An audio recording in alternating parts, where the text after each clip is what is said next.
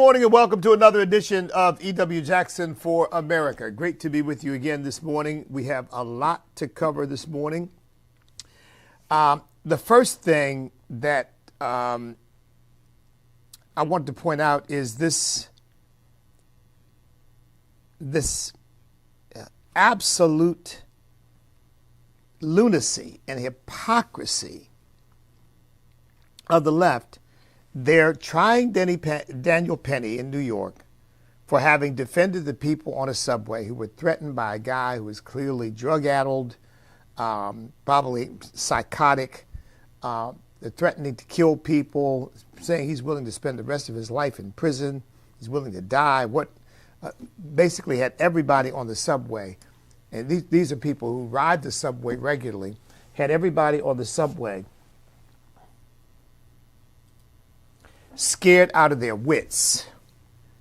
And he takes action, one of my fellow Marines. No such thing as a former Marine, by the way. Even Marines do that. They say he's a former Marine, but, you know, once a Marine, always a Marine. I mean, you're a Marine forever. I call myself a Marine Corps veteran, not an ex-Marine or a former Marine. But that aside, so he puts the guy into a chokehold.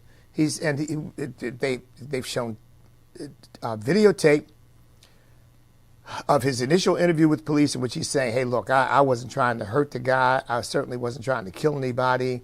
I was just trying to de-escalate the situation. At that point, he didn't know that the guy had died because apparently he was still breathing after he let him go. But, of course, I think just like with George Floyd, when your body's full of drugs and you know you're physically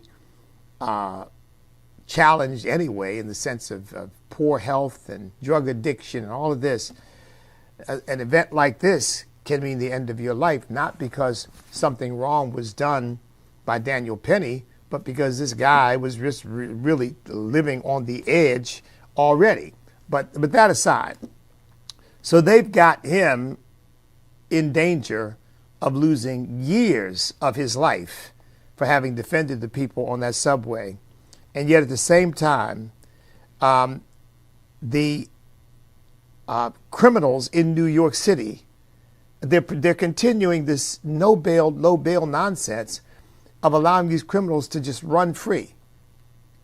It is such a preposterous and ludicrous and hypocritical thing.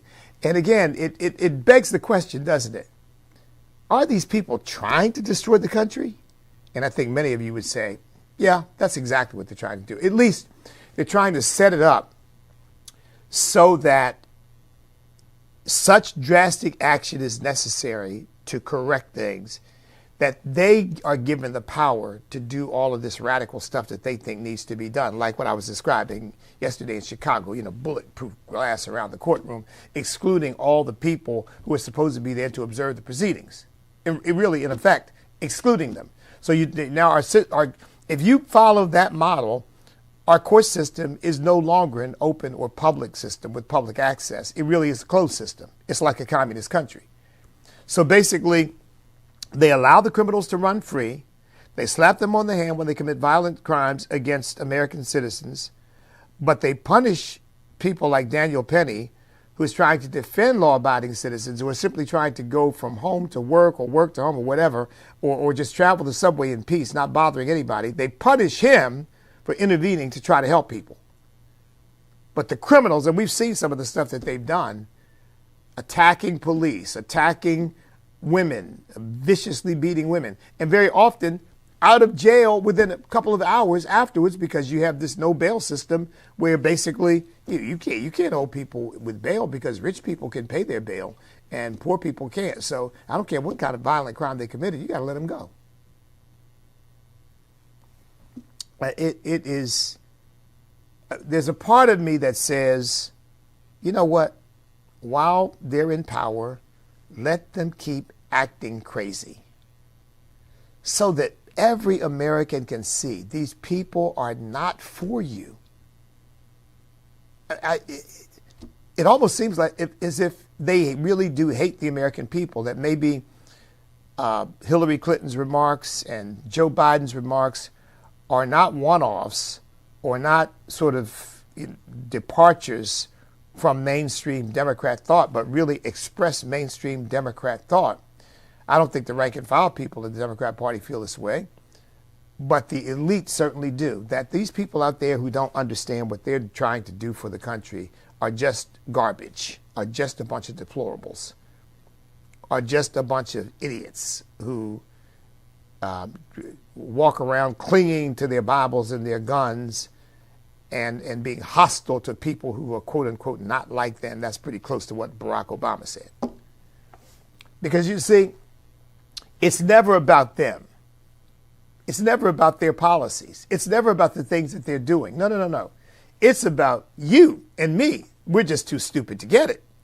And if we were really enlightened, we would be applauding them.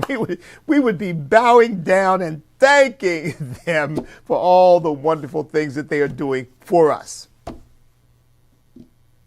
You'd have to be a brainwashed.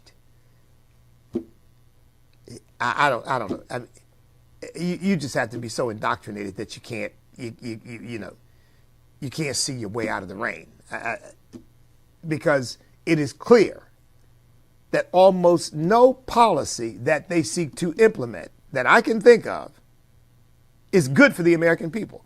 Everything they want to do is bad for us. Now, good for them because it concentrates power in their hands, but bad for us.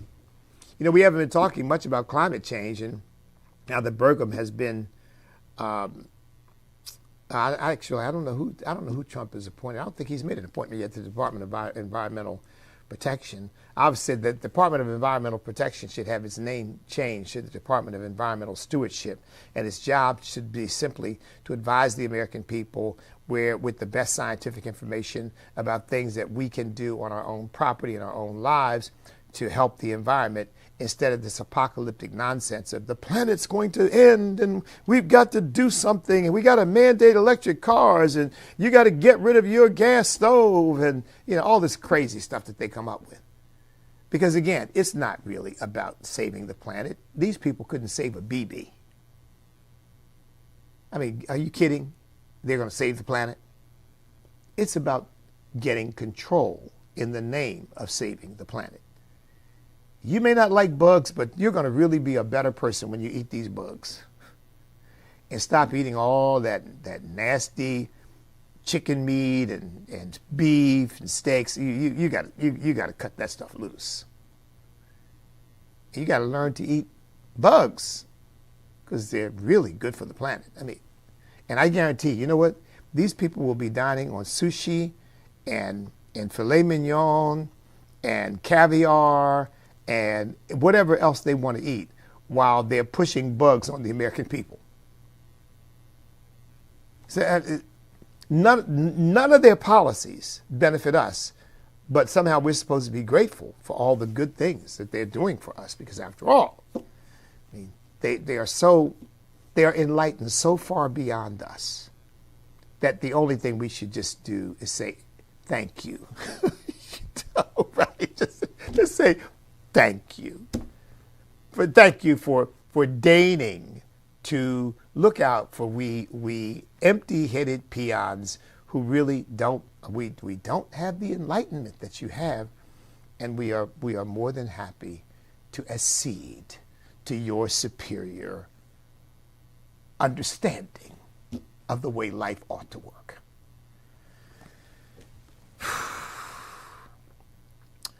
So there's a part of me that says, let them keep doing it. But my love for my country says these people have just got to be stopped because, and of course I mean electorally stopped, I mean politically stopped, because they are so destructive to everything that makes this country great. I mean, so destructive of it.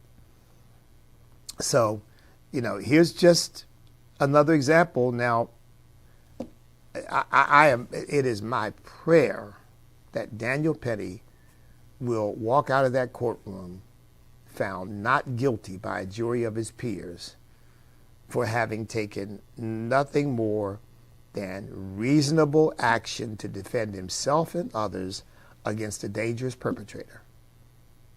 It is my hope that that will be the outcome. But of course, if it is the outcome, just get ready, because the propaganda machine is going to gear up to say Daniel Penny's a white supremacist and these people are white supremacists, and I don't even know what the jury makeup is, but I guarantee it's not majority Americans of European ancestry. But nevertheless, that's the way they'll paint it. But because, again, protecting the people on the subway is not their motive. Their motive is, in my view, to create such a crisis of confidence that you ultimately allow them to do things like what I described in Chicago yesterday. You know, you put up a bulletproof glass wall between you and them.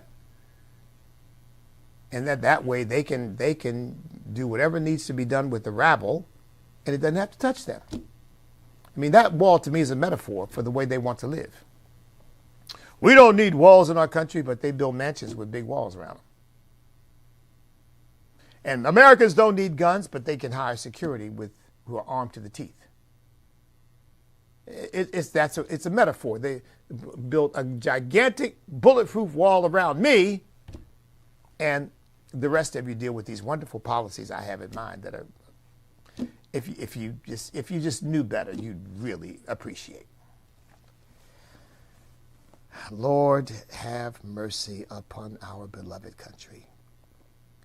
Well, needless to say, things are heating up over these appointments. So let me deal with, before I get to illegal immigration, because I want to come back to that, but let's deal with Matt Gaetz again. Okay, so the Ethics Committee of the House is thinking about, and against the wishes, by the way, of the Speaker, of releasing their ethics report on Matt Gaetz, even though Matt Gaetz is no longer in Congress. I think he left in part to short circuit the investigation and say, you know, well, that's over. Now,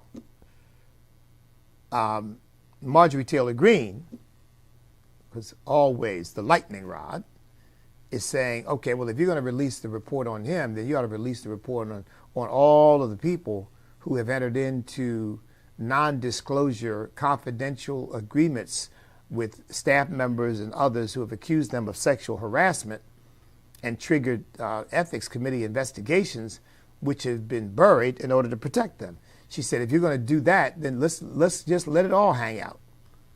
Let's let the full sunshine of public scrutiny fall on it all. I don't know to what extent that's going to intimidate these House Ethics Committee members to not release it. I don't know what's going to happen with that. Apparently, Donald Trump is dug in. He wants Matt Gaetz for his attorney general. And these rumors about, well, he was probably just doing that just to tweak them and then he would back off.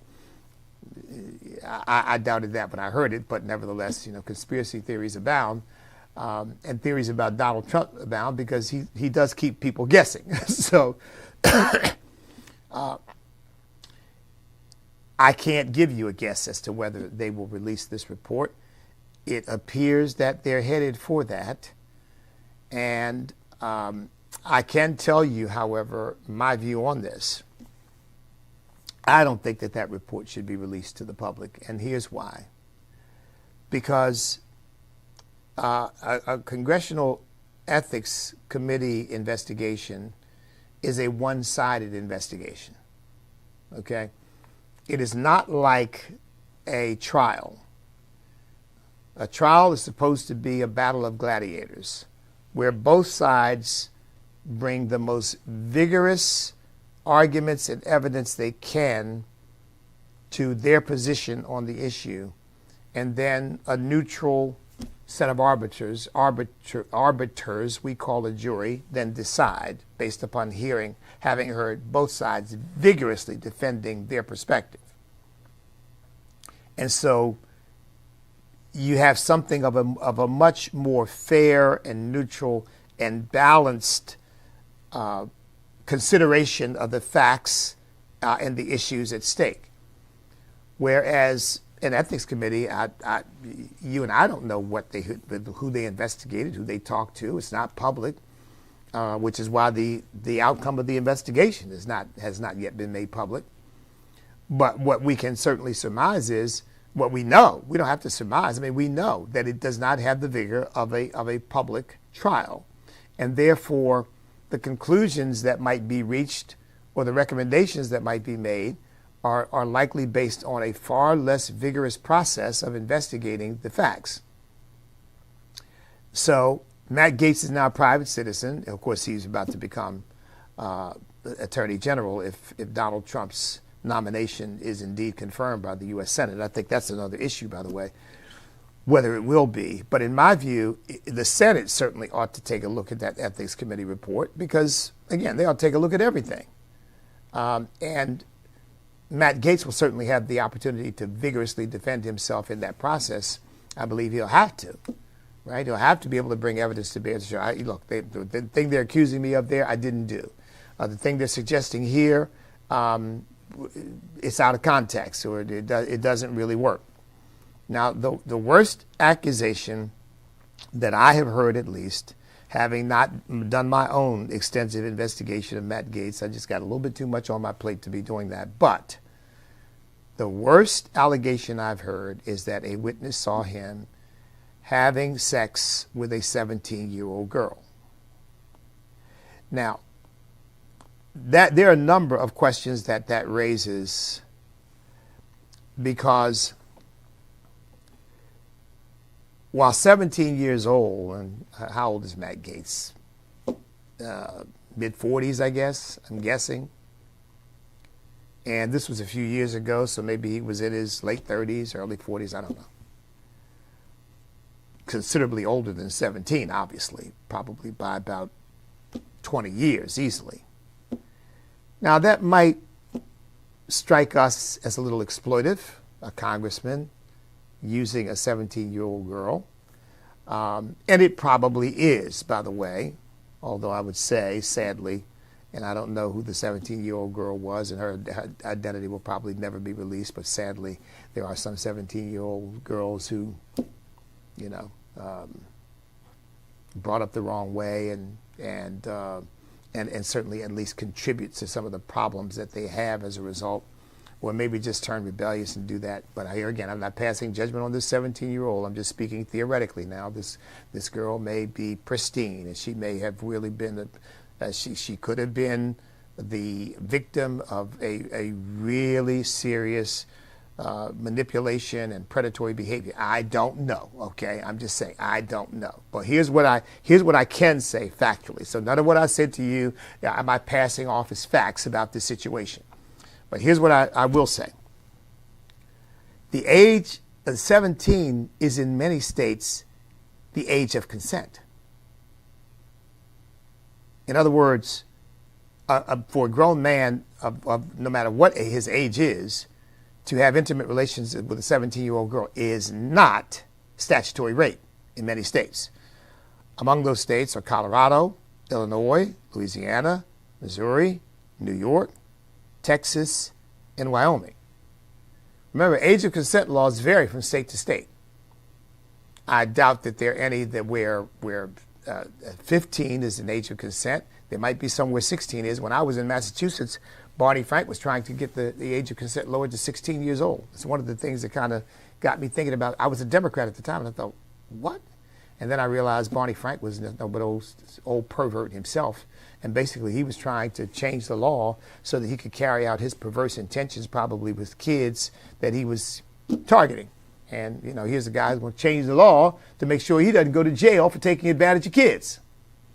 I mean, that was part of the beginning of my awakening from the absolute moral depravity that the Democrat Party was heading down.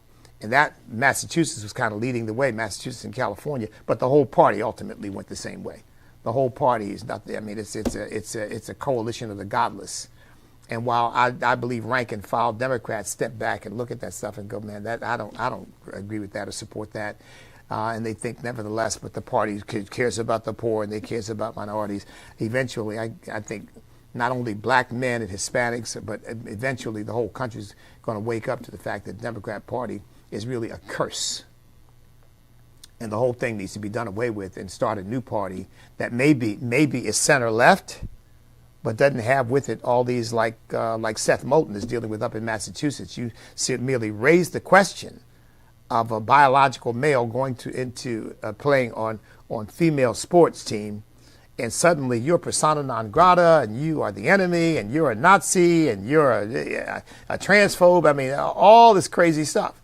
And this guy's a liberal who says, look, and I've supported certain policies and laws that I think are helpful for affirming the dignity of a person who thinks that they can transition, my words, not his, but who thinks that they can transition from one gender to another because they can. But they are absolutely down his throat for having even suggested that he wouldn't want his daughters playing with a biological male on a sports team or playing against a biological male, with or against.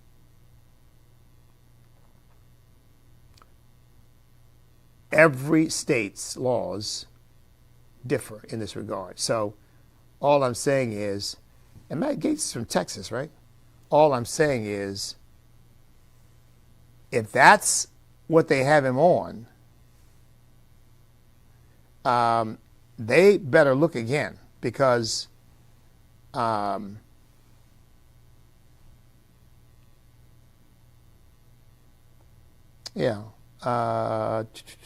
Florida. Sorry about that, Florida.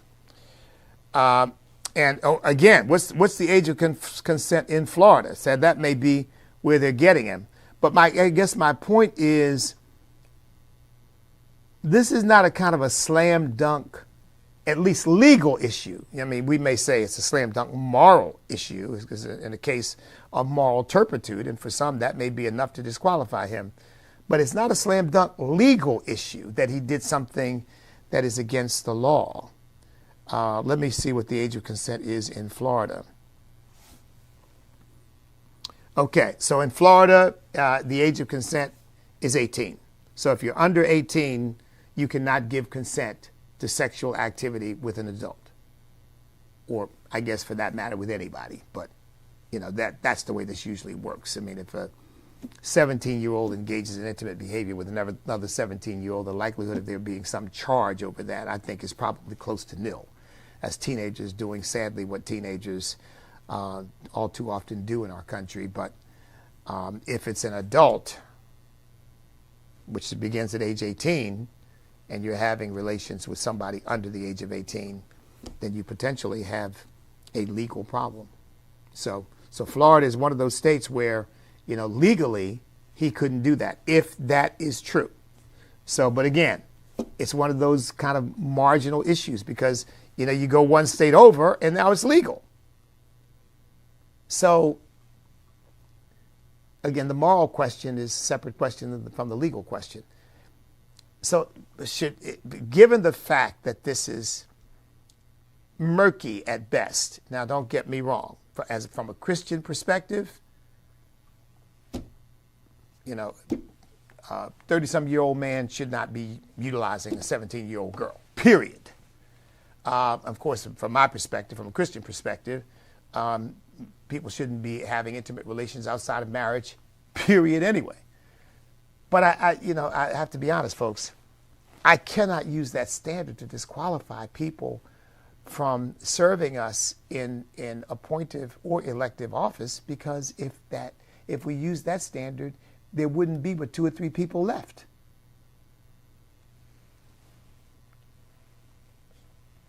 So we've got to be reasonable. We've got to take into consideration people's growth, their maturity, their attitudes, their behavior.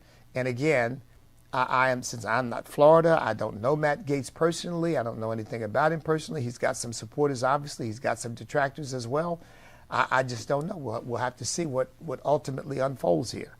I know one thing: that accusation alone, in my view, even though he technically, if it's true, we don't know that it is true, but if it's true, he technically violated the law of Florida. Okay? He violated the law of Florida. What the other facts and circumstances were surrounding that, Maybe the ethics committee knows. Maybe they know some things and don't know others. I don't know. But in my view, that in and of itself should not be disqualifying. Now, again, let me say, I have friends that I respect. And I mean, I don't know Matt Gaetz, but I have friends that I respect who really believe that Matt Gaetz is a bad guy and that he should not be in the office of Attorney General.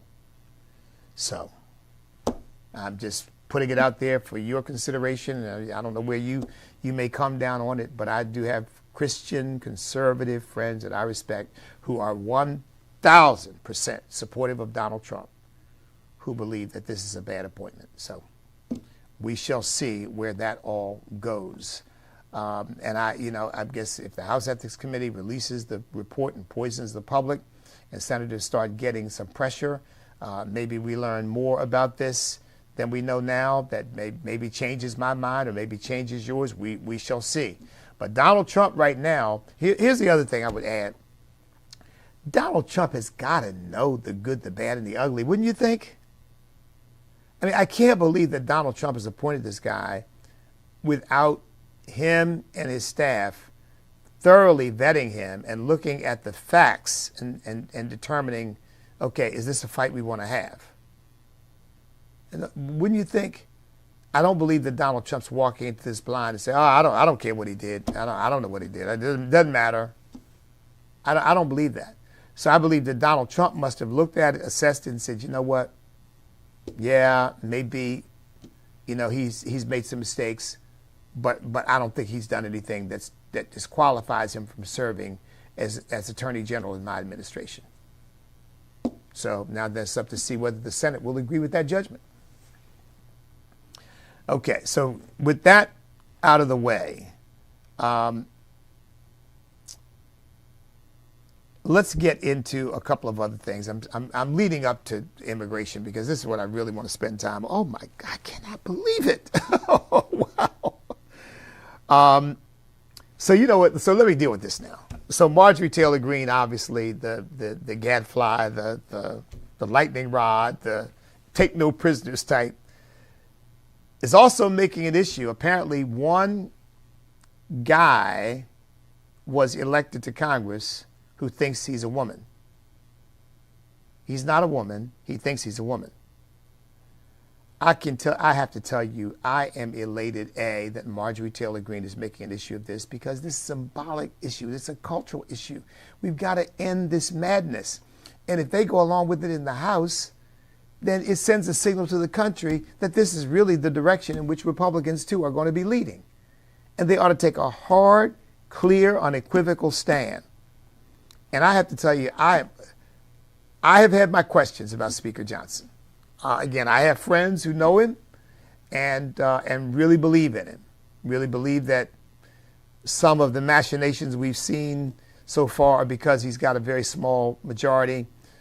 His margin's even smaller now, but he does now have a president who is his compatriot in the battles, and that should strengthen his resolve. But I have to tell you, I was thoroughly gratified that he's agreed with Marjorie Taylor Greene, and Mike Johnson said something I have not heard any other politician say. Now, I'm not saying nobody has ever said it. I just haven't heard any other politician say it. And if they have, you correct me and tell me who else has said it. But he said, quote, "A woman is a woman, a man is a man, and a man cannot become a woman." Thank you, Mr. Speaker. Thank you. Because that is the absolute truth. And do you know that the leftists are going apoplectic? That's a baseless comment. A baseless comment. These are the people who told us during COVID, follow the science, follow the science. What they really meant is follow us off the cliff because we don't really care about the science. We care about controlling you. And this is the same situation. It's a baseless claim. How is it a baseless claim when, as I pointed out, trillions of cells in your body, every single part of your body is made up of cells. Every single cell is embossed with either the XX or XY chromosome, XX if you are female, XY if you are male, period. In other words, your very inner biological and physiological being is marked with your gender. It is not a social construct. It is a biological reality that cannot be changed. I have to tell you, I am just thrilled that the Speaker of the House of Representatives said, quote, "A man cannot become a woman. And a woman cannot become a man. I don't care what they do, they cannot replicate what God has already done." Thank you very much. And I'll tell you, what God did is magnificent. And I'll tell you, all these fools running around missing out on the beauty of God's creation, trying to improve on it somehow, are just the biggest idiots the planet's ever seen. Well, we'll see if the House of Representatives holds. But with the Speaker having made that unequivocal declaration, I can't imagine that this guy is going to be allowed to go into the female restrooms. You know, and the thing is, there's a very simple matter, a very simple solution. All you have to do is create certain bathrooms that are non-gender bathrooms. You can use them for families. You can use them so women can go in and change their babies, or fathers can go in and change their babies. It is a non-gender designated bathroom. But notice, these people don't want that. They don't want that. They want to be able to invade the territory of the opposite gender. See, this is part of their sickness. This is part of their psychological imbalance. They are obsessed with trying to be something that they are not. Well, thank God that the House is holding. And I trust that the Speaker and Marjorie Taylor Greene and others will join her in saying, not here. Not here. So Nancy Pelosi, there's a new sheriff in town. And no, we're not going to have all this. You can't mention fathers and mothers and husbands and wives and daddy and mom, because that is discriminatory. No more of that nonsense. Remember that? Remember? She said that she was banning those words from the floor of the House because she wanted everybody to use gender neutral terms. These people have lost their minds. But again, while I hate the direction they want to lead in, there's a part of me that says, keep doing it. Keep saying it. So that every single American can look and just see how nutty you are and realize, I can't vote for these people. These people have lost their cotton-picking minds. So praise God that the Speaker stood up. That's one of the first opportunities I've had to really, I also applaud him, by the way, on his forthrightness about his faith. I have to give him that. I mean, the man does not mince words about his faith in Jesus Christ. I heard him speak a few nights ago at an event, and he's just really very, very out front. And I'm told that he actually encourages the president in the development of his faith, which is a great thing. So I should say, so there are two things that I really have to commend him on.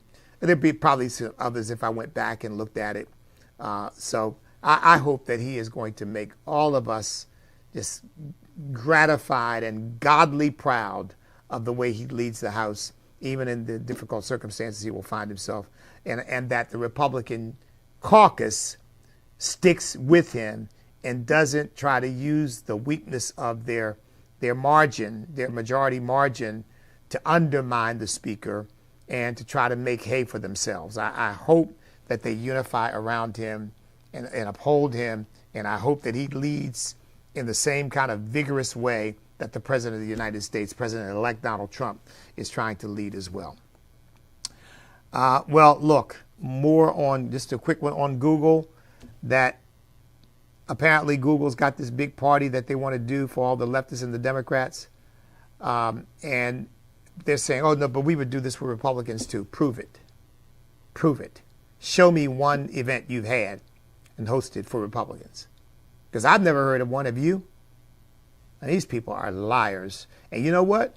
The Justice Department under Donald Trump may continue to go after Google as a monopoly, because I really do believe that they're manipulating the market in order to maintain control over the entire universe of search engines, so that there's absolutely nothing that is capable of competing with them. I've got a friend who's talking about a system that they think will ultimately undermine Google, which I think is great. But in the meantime, as far as I'm concerned, these people, this is a case of the first impression. These people have too much money, too much power, and they're keeping others out of the marketplace, using essentially monopolistic tactics to do so, and they ought to be held accountable for it.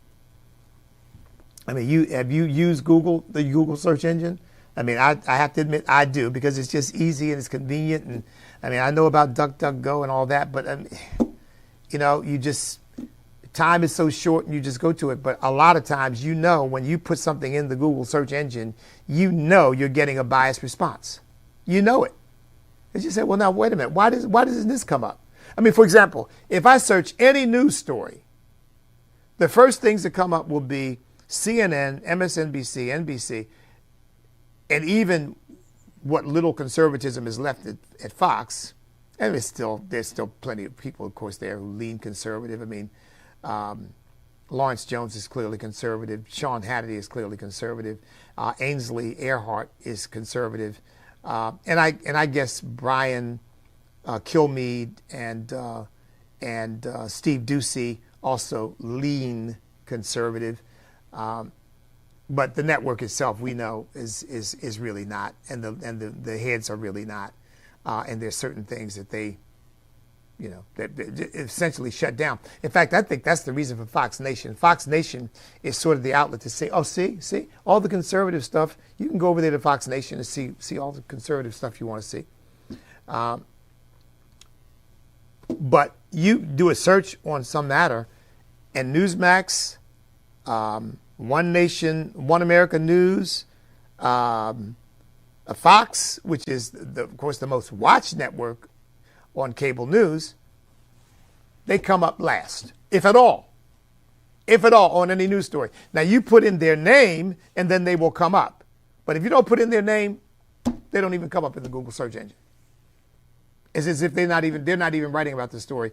And Fox, we know, is the most watched cable network in America.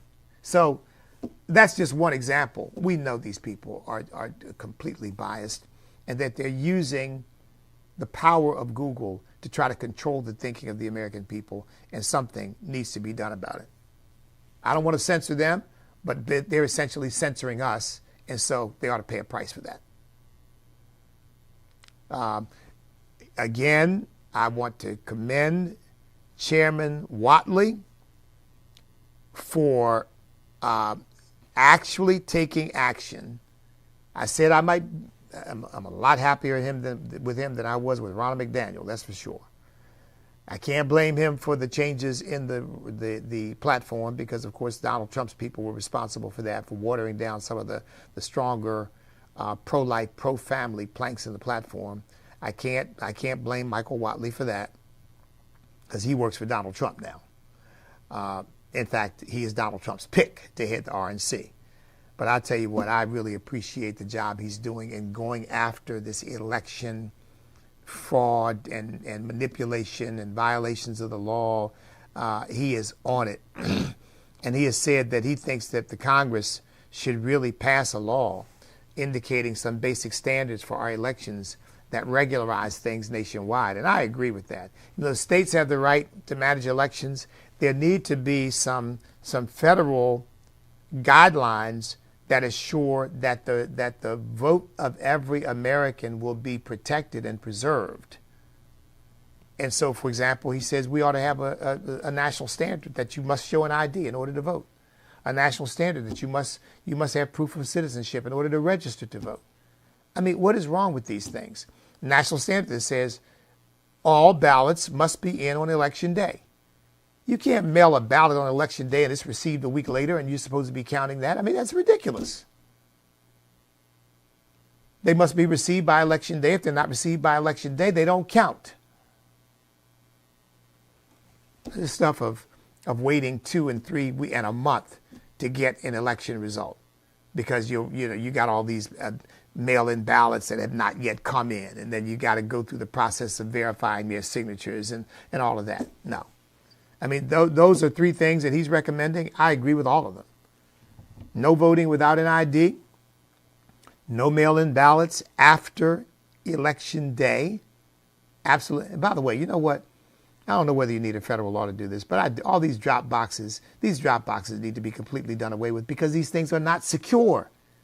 You can't put somebody at drop boxes to guard them 24 hours a day and you're dropping off ballots and these things are not secure and they're out there and they're not secure. I mean, it's ridiculous. He also said that, it ought to be a requirement to clear the voter rolls before every election. In other words, get rid of illegal immigrants, get rid of people who have moved away. In other words, keep these voter rolls pristine to the fullest extent possible so that people aren't on the voter rolls who don't belong there. Instead of doing what our Justice Department did, suing Virginia to try to put non-citizens, I should say, back on the voter rolls. Now, what kind of craziness is that? So, good job, Michael. Keep up the good work. I'm with you on this.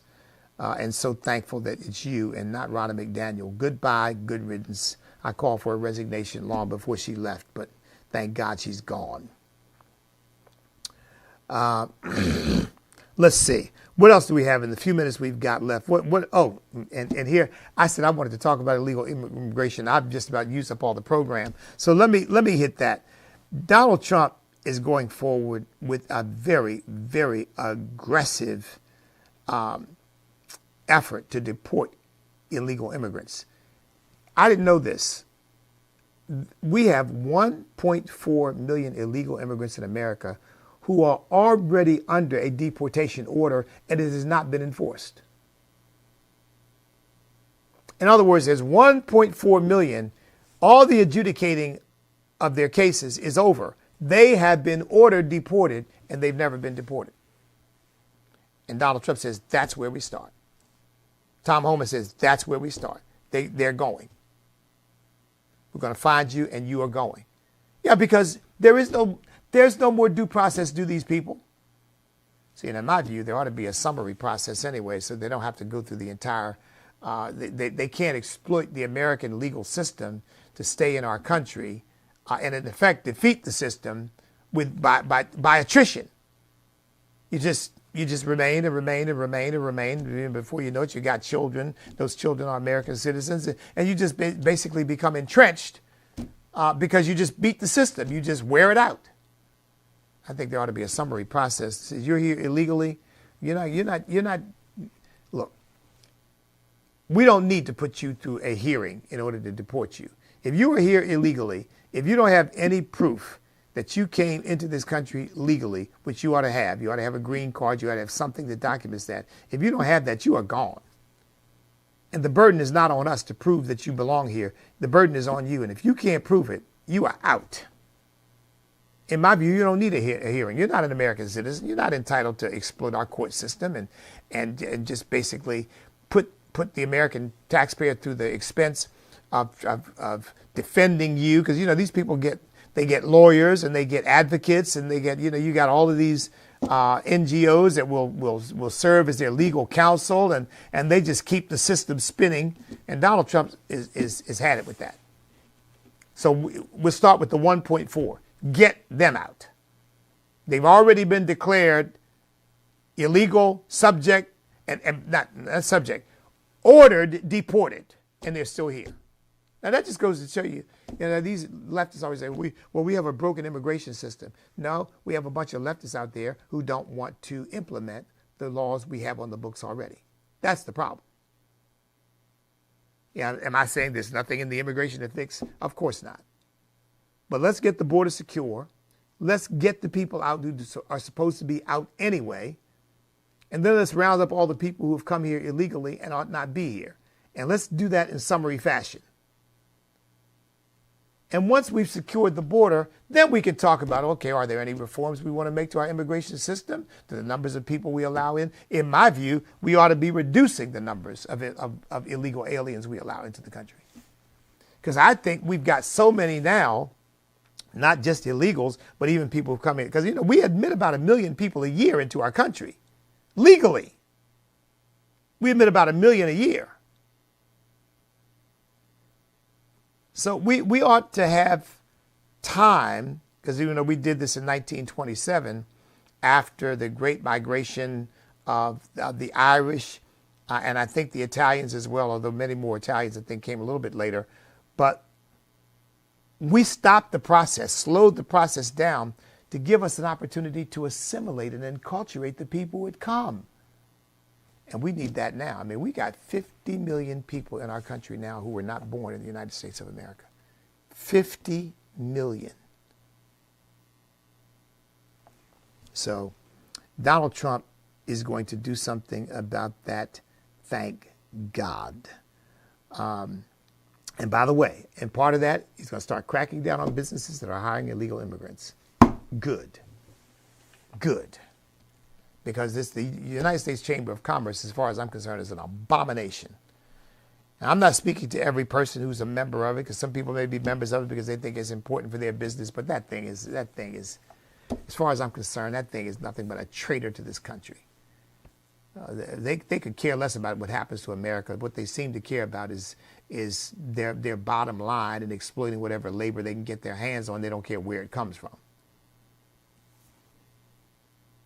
There was a time, I used to be a member of the Chamber of Commerce early on when I got to Virginia, and I finally got out, in part because of my schedule. But then when I saw, and I was thinking, you know, maybe I'll join the U.S. Chamber of Commerce at some point. But I saw with I said, I'm not joining that mess. I'm not going to be a part of that and be fighting with these people all the time. You know, these people need to understand something. There is something more important than the bottom line. Because if you don't have a country that has the stability and has the economic opportunity and has the system that allows you to make money, you're messed up already. In other words, you're killing the goose that laid the golden egg. I mean, you know, all this siding up to China and basically kowtowing, if you will, to the Communist Party of China. I mean, this stuff is abominable. These people need to get a revelation and show some loyalty to our country. Yeah, that's one of the reasons why I'm so thankful to God that people like Mark Wahlberg and there are a few others that have Sylvester Stallone. And there are a couple of others that come to mind, but who are kind of old school actors. They're grateful for the opportunities this country has afforded them. They love America. They want America to remain free and prosperous, and they realize that what the free market has done to bless their lives and make them wealthy and famous, and they take that with some humility and they understand, in some cases, Mark Wahlberg particularly, that they're blessed. It's not just luck, and it's not because they're so great. It's because God has blessed them. They love this country. They're willing to stand up for it, to fight for it. That was the old school actors, the John Waynes of the world, and the Tyrone Powers, and the well, you know, again, those old, the Harrison Fords, the Audie Murphys, folks like this. I said Harrison Ford. Forgive me. I didn't mean to say Harrison Ford. I meant to say Glenn Ford. Glenn Ford is who I was thinking of. My goodness, not Harrison Ford, but Glenn Ford, and people like that. I'm probably saying some names some of you don't even recognize. I'm really dating myself. But these are folks, Gary Cooper, who were patriots and cared about our country and were not ashamed of America. And unlike these idiots today, where every time the election doesn't go their way, I'm leaving. You want to say, please do. I mean, keep your promise. Go. And we'd be glad if you didn't come back. But you know what? They'll be back because they know that this is where they make the money and this is where they have the influence and this is the hub of the economic and the entertainment universe. They know that. So please, who are they kidding? And they're full of resentment and bitterness and anger all the way to the bank with a bag of gold under each arm and complaining the whole way.